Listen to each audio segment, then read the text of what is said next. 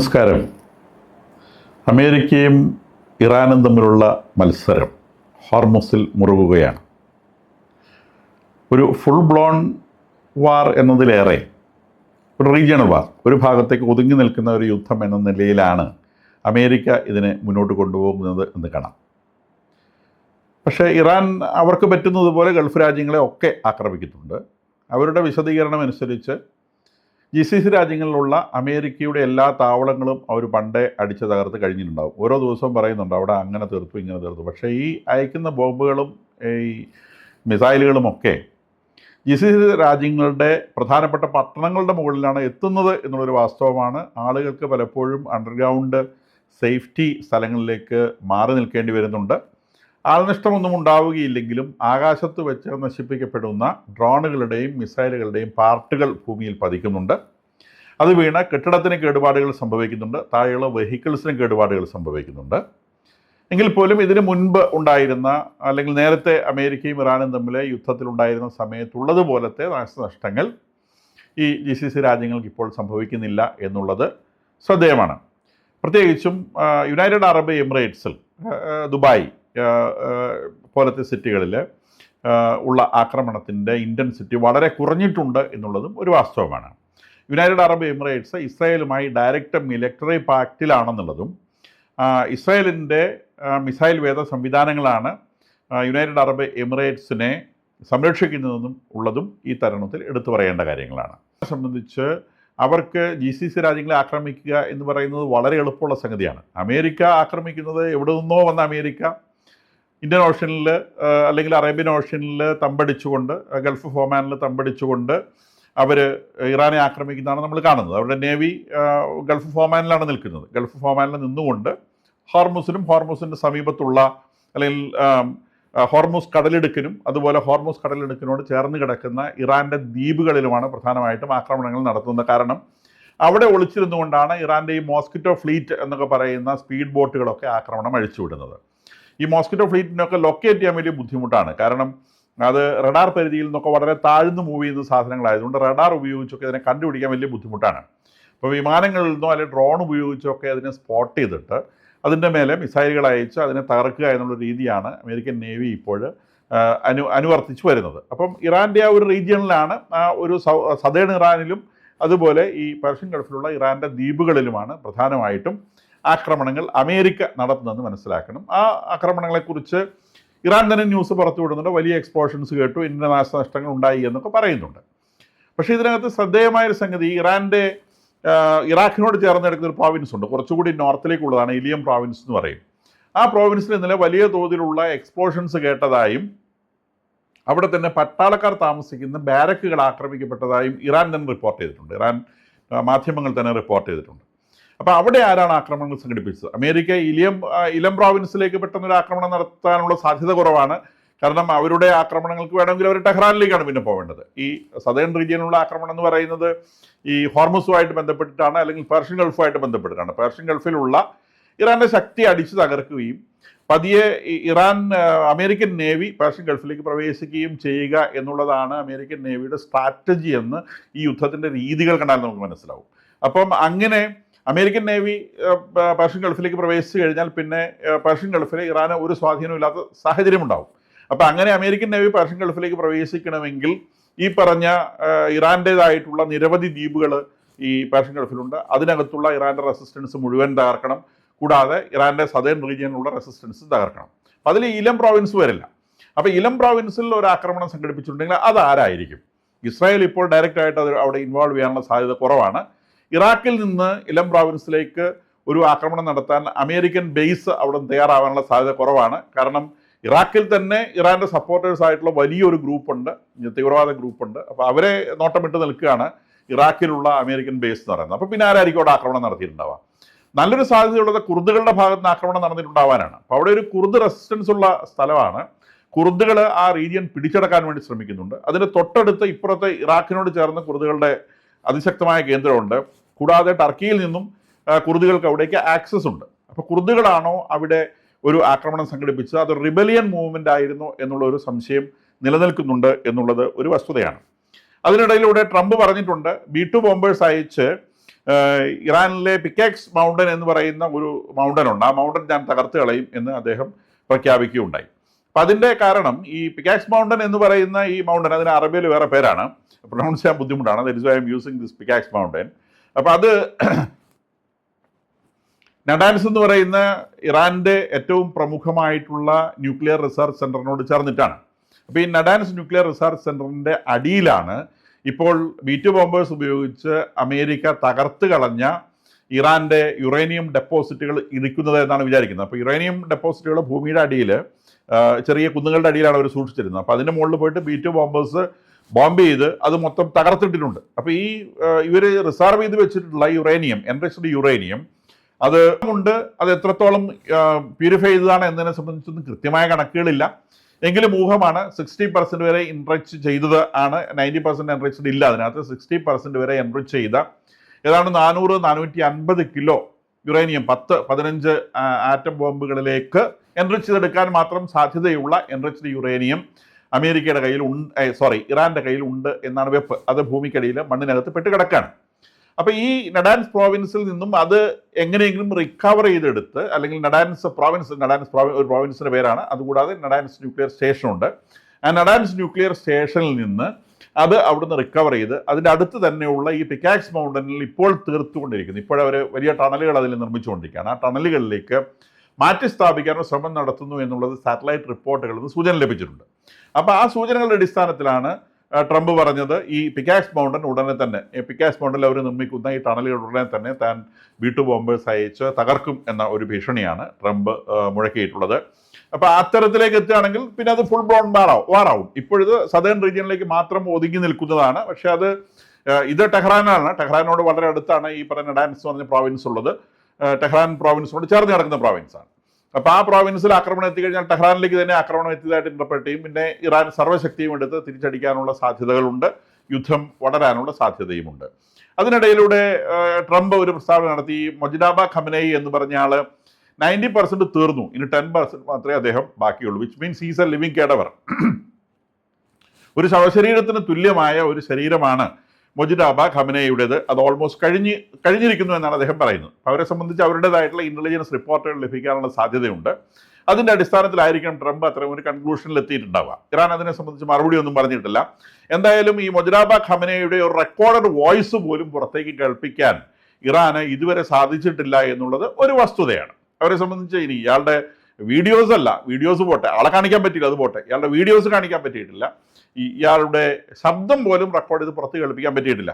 അപ്പോൾ ട്രംപ് പറയുന്ന ഈ 90% ഗോൺ എന്ന് പറഞ്ഞാൽ ഓൾമോസ്റ്റ് ഡെഡ് ആയിട്ടുള്ള അവസ്ഥയിലാണോ മൊജ്തബ ഖമനേയി എന്നുള്ള ഒരു വിഷയം അവിടെ ഉദിക്കുന്നുണ്ട്. അത് ഇറാനെ സംബന്ധിച്ച്, അല്ലെങ്കിൽ IRGCയെ സംബന്ധിച്ച്, ഇറാനെ സംബന്ധിച്ച് പറയാൻ നിവർത്തിയില്ല. IRGCയെ സംബന്ധിച്ച് അവരുടെ വലിയ അഭിമാന പ്രശ്നമാണ്. കാരണം ഇസ്രായേലും അമേരിക്കയും ചേർന്ന് നടത്തിയ കമ്പൈൻഡ് അറ്റാക്കിൽ അവരുടെ രാജ്യത്തിൻ്റെ തലപ്പത്തിരുന്ന ഖമനേയിയും അദ്ദേഹത്തിൻ്റെ കൂട്ടാളികളും മൊത്തമായി നീക്കപ്പെട്ടു എന്ന് മാത്രമല്ല, അവർ പിന്നീട് നിയോഗിച്ച നേതാവ് പോലും അവിടെ നിന്ന് തീർന്നുപോയി എന്ന് പറഞ്ഞാൽ IRGCയെ സംബന്ധിച്ച് അതിൽ പരം ഒരു നാണക്കേട്, ഒരു ക്ഷീണം സംഭവിക്കാനില്ല. അപ്പം ഇറാനിലെ ജനതയുടെ മുൻപിൽ തന്നെ IRGCയുടെ ഇമേജിന് വലിയ കോട്ടം തട്ടുന്ന സംഗതിയാണ് ഈ പറയുന്ന മൊജ്തബ ഖമനേയി 90% മാത്രം ജീവനോട് ഇരിക്കുകയും 10% ഉടനെ തീരാൻ പോവുകയും ചെയ്യുന്ന ഒരു സാഹചര്യമുള്ളത്.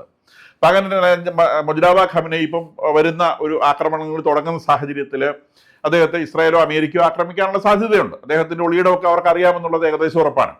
അപ്പം അങ്ങനെ ആക്രമിച്ച് ഇദ്ദേഹത്തിൻ്റെ 10% ജീവനും കൂടി എടുത്തു മാറ്റുകയോ അല്ലെങ്കിൽ ഇയാൾ സ്വയമേവ മരിച്ചു പോവുകയോ ചെയ്താൽ പോലും IRGCയെ സംബന്ധിച്ച് അവരുടെ രാജ്യത്ത് തന്നെ അവരുടെ എക്സിസ്റ്റൻസ് ത്രട്ടിലാവും. കാരണം അവരുടെ ശക്തി പൂർണ്ണമായിട്ടും ചോദ്യം ചെയ്യപ്പെടുന്ന ഒരു സാഹചര്യമാണ്. ഈ ഒരു സാഹചര്യത്തിൽ വേണം നമ്മൾ കഴിഞ്ഞ ദിവസം റഷ്യയുടെ Tu-214PU എന്ന് പറയുന്ന എയർബോൺ കമാൻഡ് പോസ്റ്റ് അവിടെ ഇറങ്ങിയതിനെ സംബന്ധിച്ച് നമുക്ക് മനസ്സിലാക്കാൻ. അത് വലിയ വാർത്തകളായിരുന്നു. ആൾക്കാർ ഇത് ഏതാണ്ട് വലിയ യുദ്ധവിമാനം, നാളെ ബോംബോടിടാൻ വന്നതാണെന്നൊക്കെ പറഞ്ഞു. അത് യുദ്ധവിമാനമല്ല, അതൊരു എയർബോൺ കമാൻഡ് പോസ്റ്റാണ്. എയർബോൺ കമാൻഡ് പോസ്റ്റ് എന്ന് പറഞ്ഞാൽ ആ വിമാനം ഒരു ഒരു ലൈവ് വാർ റൂമായിട്ട് ഉപയോഗിക്കാൻ പറ്റും. ഒരു റൂമിലിരുന്ന് യുദ്ധം നിയന്ത്രിക്കുന്നത് പോലെ. ഇലക്ട്രോണിക് വാർഫെയറിൽ എപ്പോഴും അങ്ങനെയാണ്. ഒരു സെൻട്രലൈസ്ഡ് കമാൻഡ് ഉണ്ടാവും. ആ സെൻട്രലൈസ്ഡ് കമാൻഡിൽ നിന്നാണ് എപ്പോഴും ഡയറക്ഷൻസ് കൊടുക്കുക, എങ്ങോട്ട് പോകണം, എങ്ങനെ ആക്രമിക്കണം എന്നൊക്കെ ചെയ്യുന്നത്. ഇതൊരു വാർ സോണിൽ തന്നെ പോയി നിന്ന് ചെയ്യാൻ പറ്റുന്ന ഒരു സിസ്റ്റമാണ് ഈ എയർബോൺ കമാൻഡ് പോസ്റ്റ് എന്ന് പറയുന്നത്. ലോകത്തിൽ വളരെ ചുരുക്കം രാജ്യങ്ങൾക്ക്, റഷ്യ, അമേരിക്ക, ചൈന പോലുള്ള രാജ്യങ്ങൾക്ക് മാത്രം ഉള്ള ഒരു സംവിധാനമാണിത്. അപ്പോൾ ഇത് ഒരു ആക്റ്റീവായിട്ടുള്ള യുദ്ധം നടക്കുന്ന സമയത്ത് ആ യുദ്ധത്തിൻ്റെ റീജിയനിൽ തന്നെ പോയി നിന്നുകൊണ്ട് ആകാശത്ത് നിന്നുകൊണ്ട് ഇത്തരം വിമാനം, ഒരു വിമാനമാണ് TU-214PU എന്ന് പറയുന്ന വിമാനമാണ്, അതിലിരുന്നു കൊണ്ട് യുദ്ധം നിയന്ത്രിക്കാൻ സാധിക്കും. കൂടാതെ ഇത് വളരെ ഇമ്പോർട്ടൻ്റ് ആയിട്ടുള്ള ആളുകളെ ആരുടെയും കണ്ണിൽപ്പെടാതെ കടത്തിക്കൊണ്ടു പോകാനും ഉപയോഗിക്കാൻ പറ്റുന്ന ഒരു വിമാനമാണ്. അപ്പോൾ എന്ത് സാഹചര്യത്തിലാണ് ഈ വിമാനം ടെഹ്റാനിൽ ജൂലൈ 13 എത്തിയത്? ജൂലൈ 13 ഇത് ടെഹ്റാനിലെത്തി, ടെഹ്റാനിൽ നിന്ന് ബീജിങ്ങിലേക്ക് പോയിട്ടുണ്ട്. അപ്പോൾ ബീജിംഗ് മീൻസ് ചൈനയിലേക്ക് പോയിട്ടുണ്ട്. മോസ്റ്റ് പ്രോബബ്ലി നമ്മൾ ഈ കാര്യങ്ങൾ ചേർത്ത് വായിച്ചാൽ മുജതബ ഖമനേയിയെ ഈ ഇറാനിൽ നിന്ന് ഷിഫ്റ്റ് ചെയ്തതായിരിക്കണം അത് എന്നാണ് നിരീക്ഷകരെ ഇതിനെക്കുറിച്ച് പറയുന്നത്. കാരണം മുജതബ ഖമനേയി ഇനിയും ഉള്ള ഒരു അമേരിക്കൻ ആക്രമണത്തിൽ കൊല്ലപ്പെട്ടാലും അല്ലെങ്കിൽ അദ്ദേഹം സ്വയമേവ മരിച്ചു പോയാലും ഇറാനിലെ ഈ IRGCയെ സംബന്ധിച്ചത് വലിയ മാനക്കേടും അവരുടെ ഒരു എക്സിസ്റ്റൻഷ്യൽ പ്രോബ്ലമാണ്. അപ്പോൾ ആ പ്രോബ്ലം ഒഴിവാക്കാൻ ഇദ്ദേഹം ഇവിടെ കിടന്ന് മരിക്കുന്ന ഒഴിവാക്കാൻ വേണ്ടി ചൈനയിലേക്കോ റഷ്യയിലേക്കോ ഇദ്ദേഹത്തെ മാറ്റി അദ്ദേഹം മരിച്ചു പോയാൽ ഒരു കൊള്ളാവുന്ന ഫ്രീസറിലൂടെ കയറ്റി വെക്കുക, എന്നിട്ട് ഇദ്ദേഹം ജീവനോടെ ഉണ്ട് എന്ന് ജനത്തോട് പറഞ്ഞുകൊണ്ടിരിക്കുക എന്നൊരു ടാക്ടീസ് ആയിരിക്കണം ഇവർ പ്ലാൻ ചെയ്ത്. അതിൻ്റെ ഭാഗമായിട്ട് ഇദ്ദേഹത്തെ ഇവിടുന്ന് ഷിഫ്റ്റ് ചെയ്താവാനാണ് സാധ്യത. കാരണം ജൂലൈ 13 US ആയിട്ടുള്ള യുദ്ധം തുടങ്ങുന്നത്. US ആയിട്ടുള്ള യുദ്ധം ഒരു അറിഞ്ഞുകൊണ്ട് ചെയ്തതാണ്. കാരണം ഈ അവർ തന്നെയാണ് ഈ എസ്കലേഷൻ ഉണ്ടാക്കിയത്. ജൂലൈ 9 യുദ്ധത്തിനുള്ള സാഹചര്യം ഉണ്ടാക്കിയത് IRGC ആണ്. ഹോർമുസിലൂടെ കടലിടുക്കിലൂടെ കടന്നു പോകുന്ന കപ്പലുകളെ ആക്രമിച്ചുകൊണ്ടാണ് ഇത് തുടങ്ങി വരുന്നത്. പിന്നീട് അത് വളർന്ന് അത് പിന്നീട് കുറേയും കൂടി വലിയ തോതിലേക്ക് എസ്കലേറ്റ് ചെയ്യുന്നത് ജൂലൈ 13 ആ റീജിയനിലേക്കാണ്. അപ്പോൾ ഇവർ അറിഞ്ഞുകൊണ്ട് എല്ലാ കാര്യങ്ങളും IRGC പ്ലാൻ അനുസരിച്ചാണ് നീങ്ങുന്നത്. IRGCയെ സംബന്ധിച്ച് എങ്ങനെയെങ്കിലും ഈ മെമ്മോറണ്ടം ഓഫ് അണ്ടർസ്റ്റാൻഡിങ് തുരങ്കം വെച്ച് അവരുടെ എക്സിസ്റ്റൻസ്, കാരണം ഈ സമാധാനം ഉണ്ടാക്കാൻ ശ്രമിക്കുന്ന ഒരു ടീമുണ്ട്, ക്വാലിബാഫിന് നേതൃത്വത്തിലുള്ള ടീമുണ്ട്. ആ ടീമിലേക്ക് ഇത് ഭരണം പോവുകയാണ്. അപ്പോൾ IRGC നിശ്ചയമായിട്ട് അവിടെ വീക്കാവും, അല്ലെങ്കിൽ IRGC ന്യൂട്രലൈസ് ചെയ്യപ്പെടും. അത് ഒഴിവാക്കണമെന്നുണ്ടെങ്കിൽ ഈ ഖാലിബാഫിൻ്റെ നേതൃത്വത്തിലുള്ള മെമ്മോറണ്ടം ഓഫ് അണ്ടർസ്റ്റാൻഡിങ്ങും സമാധാനത്തിലേക്ക് നീങ്ങി രാജ്യത്തിൻ്റെ സുരക്ഷ ഉറപ്പാക്കുന്ന സാഹചര്യം ഒഴിവാക്കുകയും ചെയ്ത് IRGCക്ക് കയോട്ടിക് സിറ്റുവേഷൻ അവിടെ നിലനിർത്തേണ്ടതുണ്ട്. ആ കയോട്ടിക് സിറ്റുവേഷൻ നിലനിർത്തണമെങ്കിൽ ഈ മുജതബ എന്ന് പറയുന്ന ഒരു ബിംബം അവിടെ ആവശ്യമുണ്ട്. കാരണം ഈ ഖമനേയി എന്ന് പറയുന്ന അമേരിക്കയും ഇസ്രായേലിനെയും കൊല്ലാൻ നിൽക്കുന്ന ലോകത്തുള്ള മുഴുവൻ യൂതന്മാരെയും നിർമ്മാർജ്ജനം ചെയ്യാനുള്ള ഒരു ബിംബമാണ് ഖമനേയി. ആ ഖമനേയിയുടെ മകനെ തന്നെ അവിടെ പ്രതിഷ്ഠിച്ചതിൻ്റെ ഉദ്ദേശം ഈ IRGC പിടി അയയാതിരിക്കാനാണ്. അല്ലെങ്കിൽ ആദ്യത്തെ ആയത്തുള്ള ഖമനേയിയുടെ കൊച്ചുമകനോട് ഉണ്ടായിരുന്നു, അദ്ദേഹം പുതിയ ഖമനേയി ആവുമെന്നൊക്കെ ആയിരുന്നു ആദ്യം കേട്ടിരുന്നത്. അയാളെ ഒഴിവാക്കാനുള്ള കാരണം അയാളൊരു ഒരു മിതവാദിയാണ് എന്നതുകൊണ്ടാണ്. മാത്രമല്ല ഈ മരിച്ചുപോയ കൊല്ലപ്പെട്ട ഖമനേയിയുടെ ആ ഒരു വൈരാഗ്യം, അതായത് കൊല്ലപ്പെട്ടതിനെ സംബന്ധിച്ചുള്ള വിരോധം ഇറാനികളുടെ ഉള്ളിൽ തിളപ്പിച്ച് നിർത്തണമെങ്കിൽ അയാളുടെ മകനെ തന്നെ അവിടെ ആ പോസ്റ്റ് ഇരുത്തണം എന്നുള്ള നിർബന്ധവും IRGCക്ക് ഉണ്ടായിരുന്നു. അപ്പോൾ ഇദ്ദേഹം ഇപ്പോൾ തീർന്നു പോവുകയാണെങ്കിൽ സ്വയമേവ മരിക്കുകയോ അമേരിക്ക തീർക്കുകയോ ചെയ്തു കഴിഞ്ഞാൽ അത് IRGCയെ സംബന്ധിച്ച് താങ്ങാൻ കഴിയുന്നതിലേറെ വലിയൊരു ബ്ലോ ആയി തീരും എന്നതുകൊണ്ട് ഇദ്ദേഹത്തെ ഇവിടുന്ന് മാറ്റിയിട്ടുണ്ടാവും എന്നാണ് ഇപ്പോൾ സൂചനകൾ ലഭിക്കുന്നത്. ഈ വിമാനം ഇത് ഫുൾ സ്റ്റെൽത്ത് ഫെസിലിറ്റിയുള്ള വിമാനമാണ്. സ്റ്റെൽത്ത് ഫെസിലിറ്റി എന്ന് പറഞ്ഞാൽ അത്തരം വിമാനങ്ങൾ പറക്കുമ്പോൾ അതിനെ ഡിറ്റക്ട് ചെയ്യാൻ പറ്റില്ല, ഒരു സ്ഥലത്തിനെ ഡിറ്റക്ട് ചെയ്യാൻ പറ്റില്ല. അതിൻ്റെ മുകളിൽ നമ്മളെ സംബന്ധിച്ച് കാഴ്ച എന്ന് പറയുന്നത് ഒരു ഓബ്ജക്റ്റിൻ്റെ മേലെ വീഴുന്ന പ്രകാശം തിരിച്ച് നമ്മളുടെ കണ്ണുകളിലേക്ക് എത്തുമ്പോഴാണ് നമ്മൾ ആ വസ്തുവിനെ കാണുന്നത്. പ്രകാശം ഒരു വസ്തുവിൽ പതിക്കുന്നു, അത് റിഫ്ലക്ട് ചെയ്ത് നമ്മളുടെ കണ്ണിലെത്തുന്നു, അങ്ങനെയാണ് നമ്മളതിനെ കാണുന്നത്. ഏതൊരു ഓബ്ജക്റ്റിനെയും ഉപകരണങ്ങൾ ഉപയോഗിച്ച് ഡിറ്റക്ട് ചെയ്യുകയാണെങ്കിലും ഇതേ പ്രിൻസിപ്പിൾ ഉപയോഗിച്ച് തന്നെയാണ് നമ്മൾ അതിനെ ഡിറ്റക്ട് ചെയ്യുന്നത്. റഡാർ ഉപയോഗിച്ചാണ് ഡിറ്റക്ട് ചെയ്യുന്നതിലും അങ്ങനെ തന്നെയാണ്. നേരെ പറഞ്ഞ് സ്റ്റെൽത്ത് ഫെസിലിറ്റി ഉള്ള വിമാനങ്ങളിൽ അല്ലെങ്കിൽ അത്തരം ഡിവൈസുകളിൽ പ്രകാശം വീഴുമ്പോൾ ഒരിക്കലും അത് റിഫ്ലക്ട് ചെയ്യപ്പെടുകയില്ല. ഒന്നുകിൽ അത് അബ്സോർബ് ചെയ്യപ്പെടും, അല്ലെങ്കിൽ അത് സ്കാറ്റർ ചെയ്യപ്പെടും, വിവിധ തരങ്ങളിലേക്ക് ചെതറിപ്പോവും. അപ്പോൾ അതുകൊണ്ട് അതിനെ കണ്ടുപിടിക്കാൻ പറ്റില്ല. അപ്പോൾ അത്രത്തോളം ഏറ്റവും എക്സ്ട്രീം സ്റ്റെൽത്ത് ഫെസിലിറ്റി ഉള്ള സാധനങ്ങളാണ് ഇത്തരം എയർബോൺ കമാൻഡ് പോസ്റ്റ് എന്നൊക്കെ പറയുന്നത്. കാരണം അത് അത്രയും ഇമ്പോർട്ടൻ്റ് ആയിട്ടുള്ള ആളുകളായിരിക്കും അതിനകത്ത് ഇരിക്കുന്നത്. അത്രയും ഇമ്പോർട്ടൻ്റ് ആയിട്ടുള്ള ആളുകൾ അത്രയധികം റിസ്ക് ഉള്ള സോണിൽ ഇരുന്നുകൊണ്ട് വാർ നിയന്ത്രിക്കുന്ന കാര്യമാണ് ഈ പറയുന്നത്. അപ്പോൾ അതുകൊണ്ട് അത്തരം ഒരു സാധനത്തിൽ പോലും US കണ്ടുപിടിച്ചു എന്നുള്ളതാണ് വസ്തുത. ഈ സംഗതി ഇവിടെ ഇറങ്ങിയതും പോയതും എല്ലാം അവരുടെ ഫ്ലൈറ്റ് റെക്കോർഡിംഗ് ഡാറ്റയിലുണ്ട്. SpaceX ആണ് നിശ്ചയമായിട്ടും ഇവരെ ഈ കാര്യങ്ങൾ സഹായിക്കുന്നത് എന്നുള്ളതും ഒരു വസ്തുതയാണ്. അപ്പോൾ അത് ഡിറ്റക്ട് ചെയ്യപ്പെട്ടു എന്നുള്ളത് പ്രത്യേകം ശ്രദ്ധേയമായ സംഗതിയാണ്. ഇനി വാറിൻ്റെ പ്രിപ്പറേഷൻ അമേരിക്ക അതിൻ്റെ ഫുൾ സ്ട്രെങ്തിൽ നടത്തുന്നുണ്ട്. കാരണം വിമാനങ്ങളൊക്കെ കൊണ്ടുവന്ന് ഇപ്പോൾ സ്റ്റോക്ക് ചെയ്യുന്ന പ്രധാനമായിട്ട് ഇസ്രായേലിലാണ്. ഗൾഫ് രാജ്യങ്ങൾ GCC രാജ്യങ്ങൾ ആക്രമിക്കപ്പെടുന്നതിൻ്റെ സാഹചര്യത്തിലായിരിക്കാം പ്രധാനമായിട്ടും വിമാനങ്ങൾ കൊണ്ടുവന്ന് സ്റ്റോക്ക് ചെയ്യുന്നത് ഇസ്രായേലാണ്. അപ്പോൾ ഇന്നലെ ബെൻഗൂരിയോൺ എയർപോർട്ടിൽ അമേരിക്കയുടെ ഒരു റീഫ്യൂവലിംഗ് ഫ്ലൈറ്റ് വന്ന് ലാൻഡ് ചെയ്യാൻ അനുവദിച്ചില്ല എന്നുള്ളത് വലിയ വാർത്തയായിരുന്നു.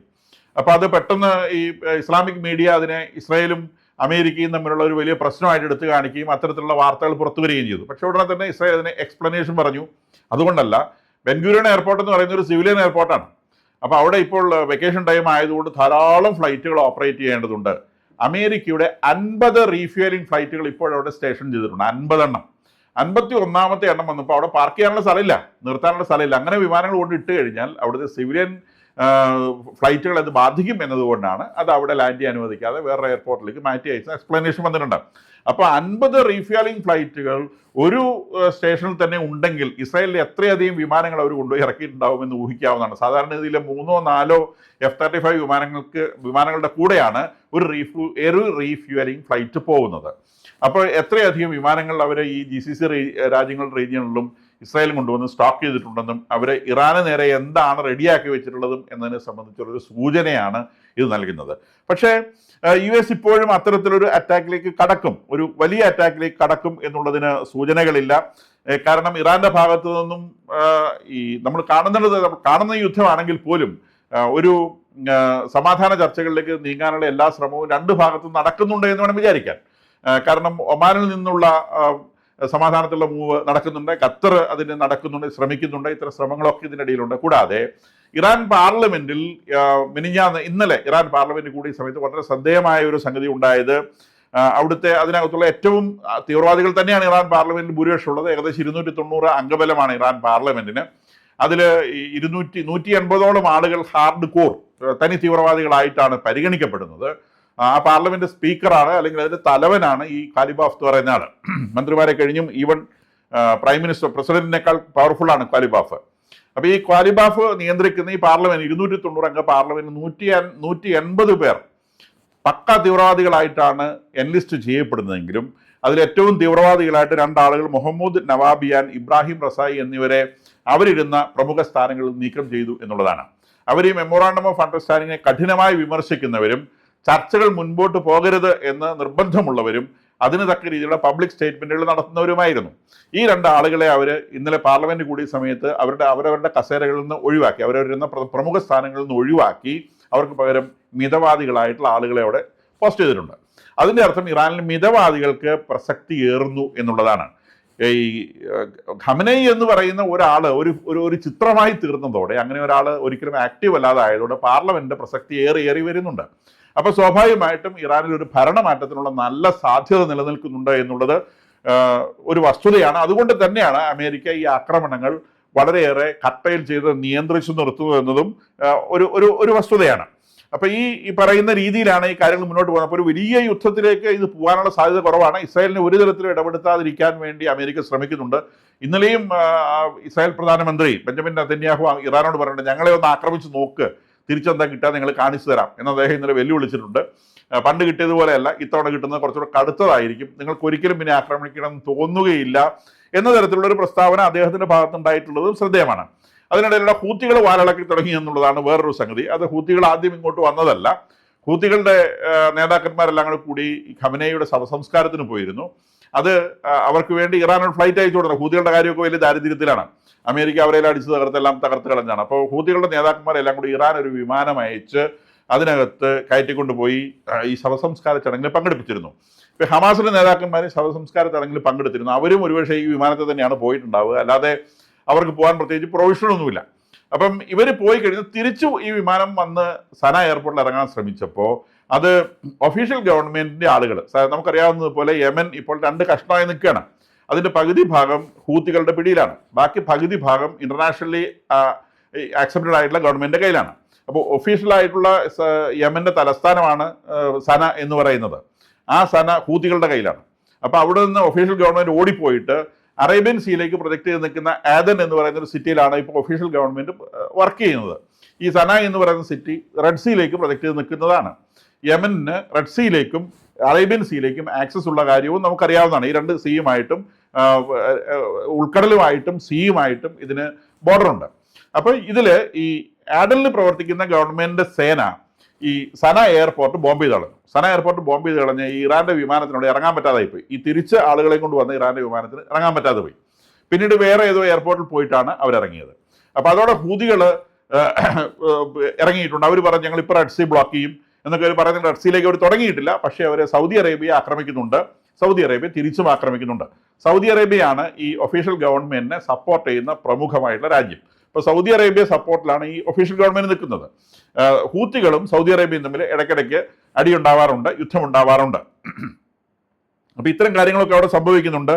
ഇനി ഇറാനെ സംബന്ധിച്ച്, IRGCയെ സംബന്ധിച്ച് എങ്ങനെയെങ്കിലും ഇത് ക്ലൈമാക്സ് എത്തിക്കുക എന്നുള്ളതാണ്. അപ്പം IRGCനെ ഒതുക്കാൻ ഇറാന് സാധിച്ചില്ലെങ്കിൽ ഇതൊരു ഫുൾ ബ്ലോൺ ബാറിലേക്ക് പോകാനുള്ള എല്ലാ സാധ്യതയുണ്ട്. ഹൂത്തികൾ റെഡ് സീയിലും ഒരുപക്ഷെ ഹമാസ്, ഹിസ്ബുള്ളയും ഇസ്രായേലിന് നേരെയും ഒക്കെ ആക്രമണത്തിന് ഇറങ്ങാനുള്ള സാധ്യതയുണ്ട്. കാരണം ഇതൊരു പെരിഷിംഗ് സിറ്റുവേഷൻ ആണ്, തീരാൻ പോവാണ്. അപ്പോൾ IRGCയെ സംബന്ധിച്ച് തങ്ങളുടെ അവസാന നാശം വരുന്നു എന്ന് നിശ്ചയമായ സമയത്ത് അവർ അതിശക്തമായി തിരിച്ചടിക്കാനുള്ള സാധ്യതയുണ്ട്. അതിലേക്ക് പൊന്താതിരിക്കണമെങ്കിൽ ഇറാനിൽ തന്നെ പാർലമെന്റ് മേൽക്കൈ നേടി ഈ IRGCനെ ഒതുക്കി ചർച്ചകളിലൂടെ ഈ പ്രശ്നം അവസാനിപ്പിക്കണം. എന്താണ് വരുന്നതെന്ന് നമുക്ക് വരുന്നതനുസരിച്ച് കാണാനേ പറ്റൂ. പ്രഡിക്ഷൻസിന് ഇവിടെ യാതൊരു സാധ്യതയില്ല. ഏത് സമയത്തും ഇത് വല്ലാതെ എസ്കലേറ്റ് ചെയ്യാം. ഒരുപക്ഷെ പെട്ടെന്ന് അങ്ങോട്ട് തീർന്നു പോകാനും സാധ്യതയുണ്ട്. എന്തായാലും ഇന്റർനാഷണൽ കമ്മ്യൂണിറ്റി വലിയൊരു ഭീതിയോടെ ഈ സംഗതിയെ കാണുന്നില്ല എന്നുള്ളത് ഓയിൽ വിലയിൽ വലിയ വ്യത്യാസങ്ങൾ സംഭവിക്കുന്നില്ല എന്നുള്ള സൂചനയിൽ നിന്നും നമുക്ക് വായിച്ചെടുക്കാവുന്നതാണ്. ഈ ചാനൽ നിങ്ങൾക്ക് ഉപകാരപ്രദമാണെന്ന് തോന്നുന്നുണ്ടെങ്കിൽ ദയവായി സബ്സ്ക്രൈബ് ചെയ്യുക, ഷെയർ ചെയ്യുക.